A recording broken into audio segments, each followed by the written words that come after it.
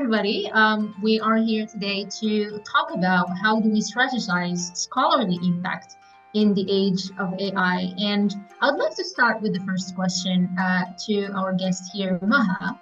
And I want to ask you, Maha, how should we approach the often romanticized idea of AI among stakeholders, especially in the global south, and often among fellow scholars? And how can we encounter the common perception about AI as a neutral, harmless, non-powerful tool? Right. So I think we should approach this in two ways. First of all, thinking about the ways AI came to be where it is today, the exploitation of labor that has been taking place in the process of creating a ChatGPT that won't say offensive things, and the kinds of people who have been underpaid and also suffered mental health challenges in the process of filtering this kind of AI so that it doesn't offend us. This is a huge issue. The kinds of copyrighted material that may have been used, or non-copyrighted, but material that have been used without anybody's permission and then re-synthesized into what we see right now without ever saying where it came from. This is another level of exploitation. There's also exploitation of the environment, the amount of electricity that's being used to create these AI tools, the amount of fresh water that is being used to clean the servers. This is all harmful to Earth, right? And harmful to people on Earth.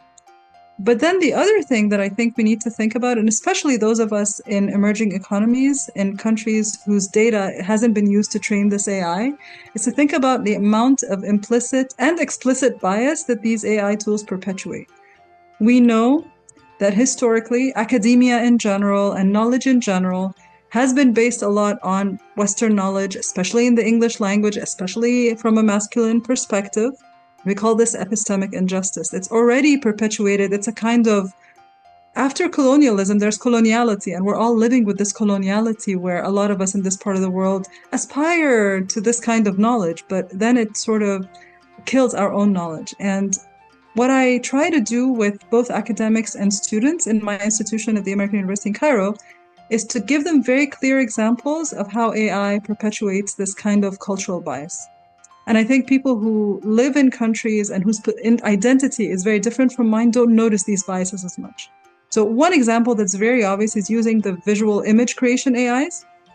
If you ever ask an image creation AI to do anything like an Egyptian going to work or an Egyptian wedding or an Egyptian classroom, it'll keep bringing ancient Egyptian headdress and pyramids, and never realizing that, most Egyptians live in modern cities and they don't dress like this anymore. And my students tend to find this very offensive.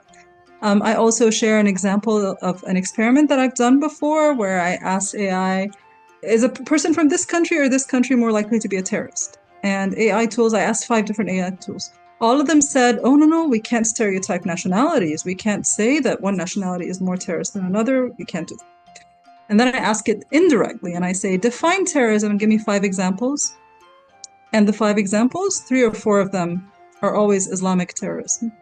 And that's the implicit bias that AI does to us all the time. And I always tell people, if you don't understand what you're talking about very well, you will be perpetuating these biases all the time. We only realize a lot of times the biases against the things we know about our own culture, and then we feel it, but we don't realize it with other things. And so I think the other thing that I think people forget about AI, and this is more important, the bias thing, some people have this consciousness and some people don't generally have a social justice foundation. But even if you don't have a social justice foundation, you need to understand that generative AI tools is generative. It makes things up. And so there have been researchers who have used AI in their papers, and they cite papers that don't exist, that were never written. And then somebody else is going to read that paper. This has happened to a friend of mine who got a Google alert about a paper that she has written that she'd never written. And there's a whole paragraph describing the paper, the research that she never did. And someone else would read the paper that was published and believe that this happened. And then we're going to perpetuate nonsense. Like if you think about fake news and misinformation, this is another level, a whole other level of misinformation that we're allowing AI to do if we're not very careful about how we use it. If I may quickly follow up on that, I think you raised a number of amazing points of discussion, and I hope our colleagues will explore from there all of these different points of discussion. But to connect it back to the why people in the global south, including people like us, scholars, researchers, might be more impressed by AI, there may be a number of factors. One is that the access that we have to bodies of knowledge may be limited by paywalls. And therefore, when AI seems to answer a question that might be like, wow, I have an answer to the question, but sometimes we don't realize it is a made up answer. And it's not the same thing as authentic research unless we can test it on, especially on our local issues. And the second, I guess, is the sort of dynamics of power.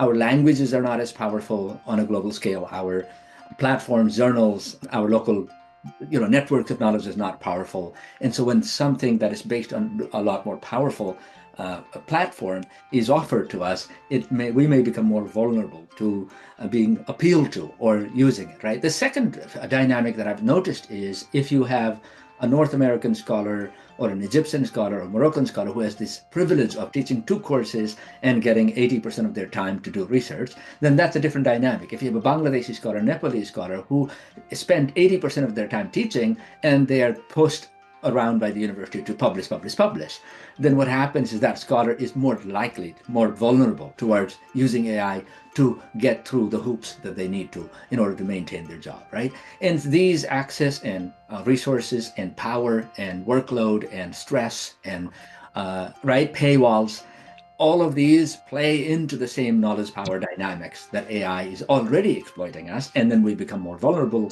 depending on the material social conditions that we live in. And not all of us have the same privilege to be able to push back on AI, but I do think all of us should be asking questions so that we at least don't generate fake ideas and fake information and fake citations and become entangled and become victims of this new landscape, which is dirty waters. Yeah, I mean, at the very least, don't cite a paper you haven't read at all. But you're right, like the systemic issues of not having access to all the papers we want to read, of course, gets in the way of all this.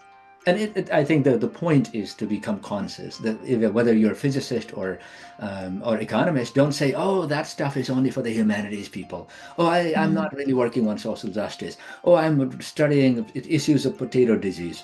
Like, if potato disease has nothing to do with social justice, I don't know what has. If you actually look into the actual context of the potato, you are going to find out there's an issue of society or economics, people, and power. And therefore, I think AI should be making us conscious about the power dynamic, because we do already live in a landscape of unequal power, unequal privilege. But I want to ask the next question that we have, that our colleagues may have about AI, to Umayma. Can scholars who are non-native English speakers, writers, use AI to present or represent their work in different genres for different audiences? Because the objective of Module 2 is to see if how our scholars can present their work and engage different audiences by using different mediums, genres, tools, and platforms. If they can, or to the extent that they can, how ethical can this practice be of using AI to mediate between you and different audiences, of using AI to translate one genre into another? How could we develop effective practices? What might be some limits?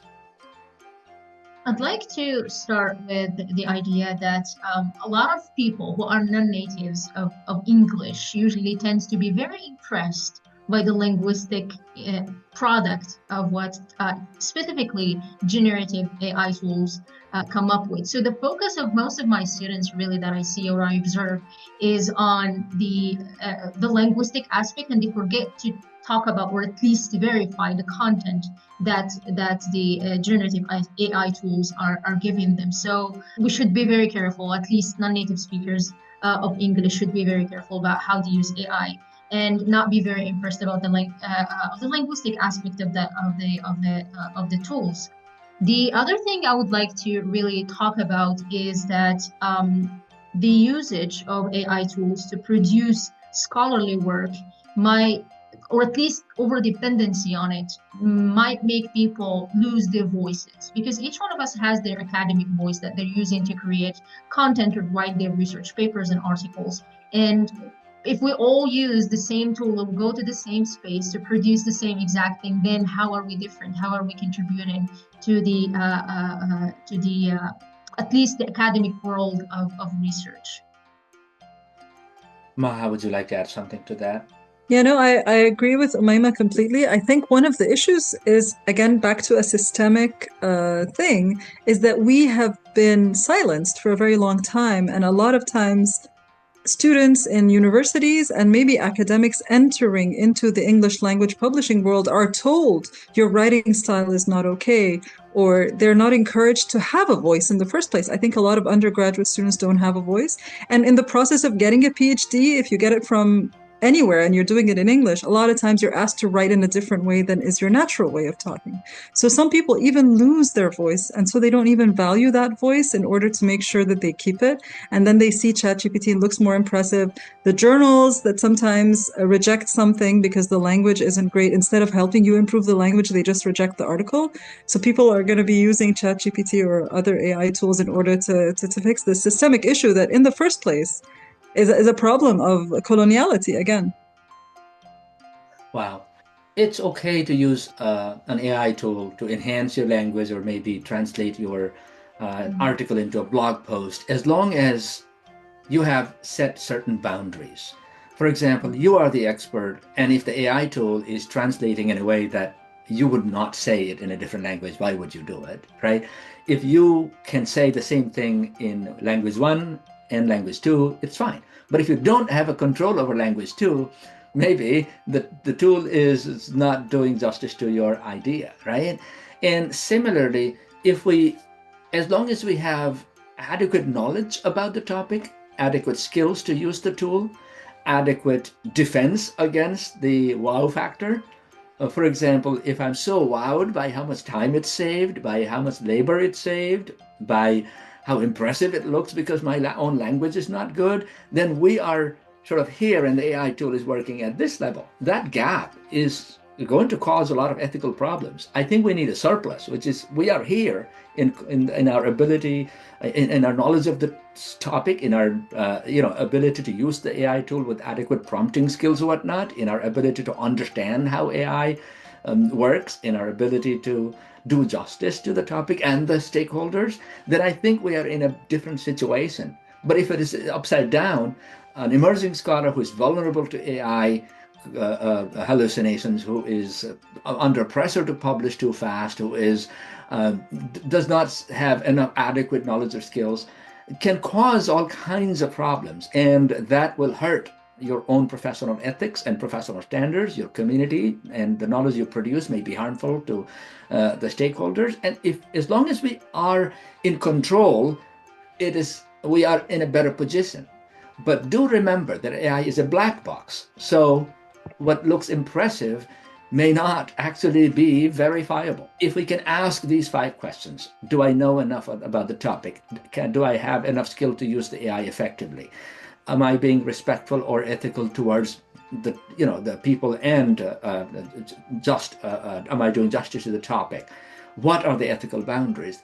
If you can check off these 5 questions, maybe your AI use or translation or rendering one genre into another or engaging with different people may be okay. But if you are not the professional who checks all the professional and intellectual and ethical boxes, then AI might actually be in control of you. I love these 5 questions. I want to add a question 0, which Okay. is this a thing we should be automating in the first place? Is it ethical to automate this thing, or is accountability like really important, that doing something with AI where nobody's going to be accountable for that output becomes an issue? Because sometimes maybe we need help, but maybe we should get help from a human being. So, for example, like with using feedback, using AI to create feedback to students, I think an autonomous learner could potentially use AI to give them feedback because they don't have a teacher. But if we start to say, no, teachers in schools and in higher education can do that, then we perpetuate the problem. Oh, so now they can have 1,000 students because they don't have to give feedback anymore. And like, what are the things that is okay and ethical to relegate to AI? What do you think? Like, what are some of the things that you wouldn't relegate to AI? Power is one. Fairness, right? For example, if I'm using AI that hurts me, that's one thing. If I'm using AI that hurts my student learning, because I have power over them, right? And if I use AI to hurt the community because people, I generated a fake medicine or fake cure or fake engineering, fake bridge or fake economic model or fake agricultural solution or, fake history, then I've hurt the entire enterprise of knowledge making and application. And I guess those are the reasons why I would not delegate, forget about automate. And so if I'm going to share agency and if I'm going to share the power of knowledge with AI, I'm going to consider that as another scholar. Does it meet the standards of another scholar with whom I would co-author? And so when people say I'm co-authoring this article AI, I'm like, come on. This is at most a drunk uncle, right? And the idea of co-authoring a drunk uncle is like, do you know how drunk he is? And therefore, I think it's as long as you can ask the golden rule question, do unto others what you want others to do unto you, which is don't misinform others if you would not like to be misinformed. Don't hurt others if you don't like to be hurt. The second is do no harm. Sometimes you are in extremely high, important positions of power. A teacher is in a position of power. A researcher is in a position of power and responsibility. A doctor, a lawyer, an engineer. And therefore, the second rule is do no harm when you have authority or power or knowledge, right? Knowledge is power. And the third would be, what are the norms of common human interaction? For example, when I talk to you, I make sure that I do things like forgot the name of the authors, the Taras test. The T is for truth. I want to make sure that I'm speaking the truth. Otherwise, I'm going to lose credibility, right? I don't say anything that comes to my mind without truth. The A is the accountability, R is respect, E is, I think, equity, and S is sensitivity or something, I forgot. But we do have these inherent rules of discourse in our mind. Baker and Martinson. We do have, thank you, Maha. We do have in our minds these basic intuitive idea of respect, basic intuitive idea of responsibility. And just because we have the company of a drunk uncle, we don't become drunk along with it. We are the non-drunk, whatever, a sister, brother. And AI doesn't really, just cancel out all of these basic rules of human communication or knowledge making or teaching or, research in medicine and technology. And I think you're so right, Maha, to point out that is it even ethical to relegate, delegate, or automate your work? I think if you ask that question, everything else will follow in a way that is more meaningful.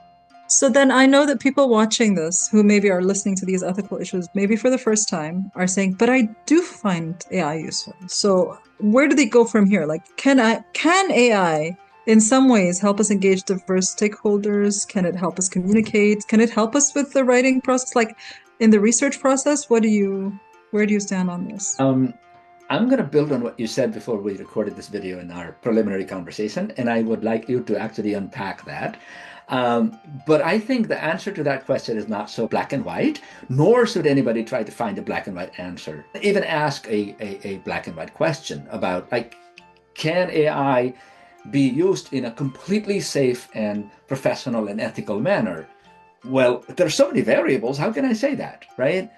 We can only throw the variables or the questions back to the person who is asking and say, hey, what are the questions you would ask? What are the lines you would draw? What are the ethical and legal and professional and cultural boundaries that you would set?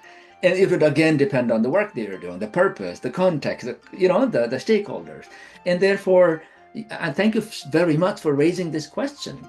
But ultimately, it depends on our own ability to both ask the question and set the boundaries and say, I am going to use AI in this context because here's what it's able to do. I'm able to judge. Here's the potential harm. I think it is minimal or there's no harm. I'm simply asking you to edit, and I know the end product is my own responsibility. It did not modify my ideas into something that I would not accept. But I feel very uncomfortable even endorsing that much, to be honest, because every time I try, it fails my test. And so I want you to try before you are confident or comfortable. That's what I would say to the colleagues listening to this video. Anything else, Maha? I would really like you to.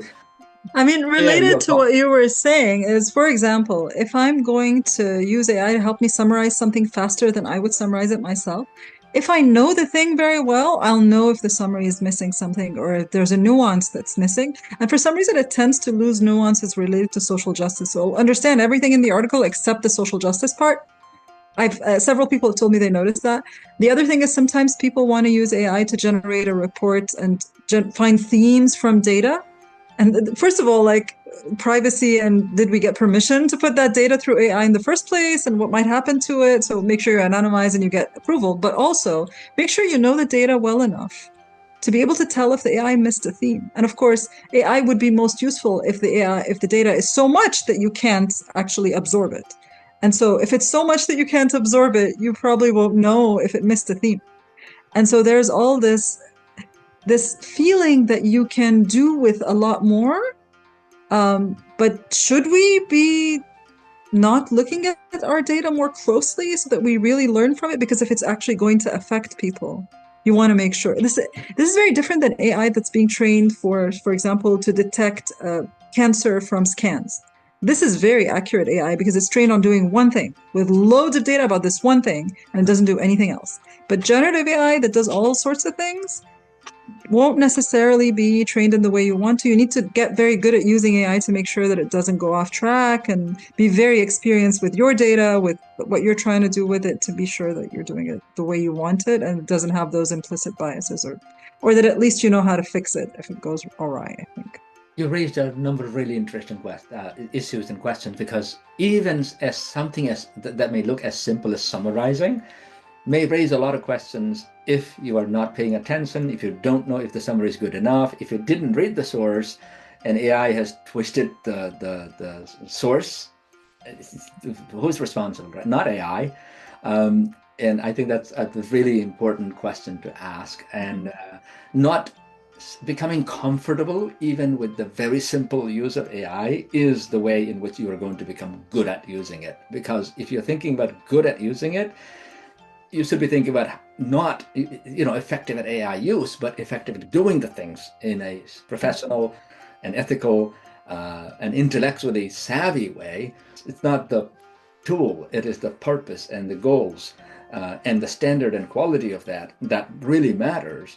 And you're raising some very important question. I tend to become comfortable with one thing, and then I become like, wait, did I, lower my own standards because I became dependent on something that looks very simple. It may not be that simple after all. And the attention and ethical lens might help you to maintain your standard. We cannot tell you what your standard should be, but we can raise the question that we should all be asking. Yeah. I always think about AI as it is trained to satisfy us, to give us something. It does not give you a no for an answer. So we'll create whatever to just make you happy. And thank you for both for actually highlighting the importance, or at least the critical aspect of mindfulness of using AI tools. For the people watching the video right now, I'm sure they are really curious and interested in learning about AI tools that they can be using to, or at least AI-driven platforms and tools that can be used to facilitate collaborations with stakeholders, as well as communication and research. Both of you, do you have any suggestions? So there are two types of ways of using AI that I think give you better results. One of them is something like Google Notebook LM or something like SciSpace's Typeset.io, where you can upload your material to it and ask it to just focus on the material you uploaded to answer the questions. It's less likely to go off track. And so if you give it material from whatever perspective you want, it will bring that perspective and not be terribly biased outside of what you give it. And so these are a good starting point. So at least you know what it's working with. It's not working with random data from its training set. The other thing is, if you're going to use AI to do literature search, there are specific AI tools that look for peer-reviewed sources for you, and you need to explore the different ones. Some of them are better at medical stuff. Some of them will give you peer-reviewed stuff, but not the highest quality peer-reviewed stuff. So I think one like Kenius and Connected Papers are better at this than some of the other tools. Perplexity, you can ask it to look for scholarly sources instead of random sources. You need to be able to tweak these kinds of tools. to get what you want out of them, but don't use the generic generative AI that doesn't care about those things because it doesn't know that you care about those things. There are others that are made for research. Try those. Compare what comes out of it with what you would do on your own with something like Google Scholar, which also uses AI, by the way. It's just like you have a lot more, it has a lot more accountability because you can see how it's working. The other ones are a bit more black boxy. What about you, Sam? What would you recommend? I was thinking of what you said, where people tend to use AI because it seems smart and therefore smart for everything. It's like thinking the axe will cut. Well, it cuts. Very good at cutting trees and chopping logs. You cannot, peel potatoes with it. You cannot dig the garden with it. You should not pare your nails with it. So tools are tools, and we have to understand these are designed with different purposes in mind, even though the maker of the tool might advertise it as saying the axe can cut everything. Well, they want to sell axes. It doesn't mean that you can use it as instead of a kitchen knife. That affordance idea, that what kind of capacity does this tool have, even when somebody says it has all possible capacities, well, it's designed to pretend, as Omaima was saying. It's designed to make you happy. It's designed to make you respond to you under any circumstance under the sun, even when it doesn't have any data on what an Egyptian person going to work looks like, or what a Nepali village problem in a village in the countryside, how it might be solved. There's absolutely no data in its belly to solve that particular problem in the village in Nepal, right? And therefore, just because it pretends to know everything, pretends to think in every possible way, doesn't mean it does, right? And therefore, this idea, what is it designed for, what it is capable of, and which tool is better. And ultimately, I would add one more thing, which is, I may have wasted all of this time instead of doing it myself. Is a good question to ask. Or I should have talked to a human being. Oh, actually, no, I could have probably used Google Doc instead. Once my students using AI to do something, and I'm like, they spent a lot of time trying to do it. And I said, no, actually, you hit the Command-Shift-C button on Google Doc to count the number of words in your. Why would you take your text to, or simply look at the menu at the top of the Google Doc, file, edit, view, insert, format, tools. Okay, look under tools, you'll find word count. So why would you copy your essay, put it on ChatGPT, and say, please tell me the number of words here? Well, you don't need to do that. Your Google Doc does that already. And the strange thing is, the more my students learn about AI, the less they use it. I don't want to tell the bad news in this way, but I have to tell the truth. The more you use it, the less impressed you may be. And in 5 years, we may all look back and say, wow, I thought it would solve all the world's problem. It only solved 2% of it. Not to mention, it also contributed massively to environmental damage and the colonial dynamics of knowledge systems. Exactly. Well, I just want to agree my students end up using it less the more they use it, because they start to come across these limitations. I think if you go around using it without looking for the limitations, you may not find the limitations. So you need to sort of come in with a critical perspective, but use it a lot and you're going to harm the environment in the process, but then eventually you'll end up using it less. So. The only thing is that if we run away from it and never use it, test it, learn about it, we might actually have more to lose, because the potential for the knowledge systems to become very, very dirty, right? Because right. If we refuse completely, then we won't be able to answer back. I always use this analogy. The people were so excited about the cars. They just got on it and got on the highway. 100,000 people used to die in 1939 on the roads.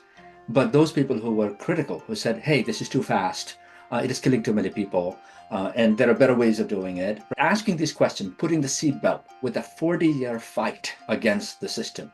Seatbelt, okay? Today, more cars kill many more women than they kill men, because the crash tests are done only on men.